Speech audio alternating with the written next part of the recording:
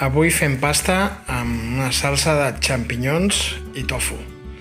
I per això, a part de la pasta, els xampinyons i el tofu, necessitem un bon grapat de nacards remullats amb brou de verdures, de bolets, de carn, de lo que tingueu a mà, tomàquet concentrat o salsa de tomàquet, orenga i una ceba.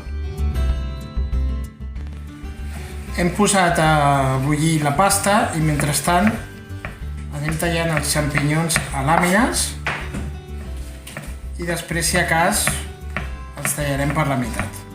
Però més o menys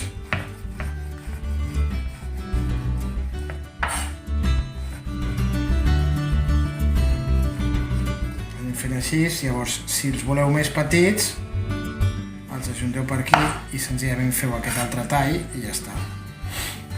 Ara acabarem de fer això i els saltejarem. Aquí hem fet una salsa de tomàquet aprofitant que en necessitàvem, però en la recepta només en necessiteu un parell de cullerades. Pot ser tomàquet concentrat o una salsa de tomàquet que tingueu per la nevera. Anem saltejant els xampinyons salpebrats fins que perdin tota la seva aigua. Redueixen més d'un 50%.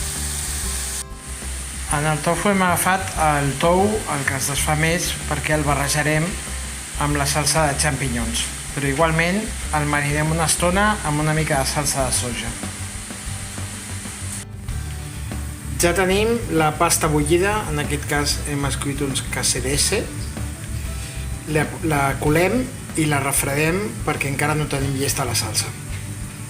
I finalment fem un sofregit de ceba fins que la tinguem en aquest punt. Per què ho hem fet al final? Doncs perquè en aquesta paella hem saltejat els xampinyons i volíem recuperar les seves essències que es barregessin amb la ceba. Ara recuperarem tots els ingredients i ho barrejarem tot en aquesta mateixa paella. Ja hem barrejat tots els ingredients, finalment hi afegim els anacards triturats amb brou de bolets. Donem unes voltes, deixem que redueixi una miqueta i ara hi afegim la pasta.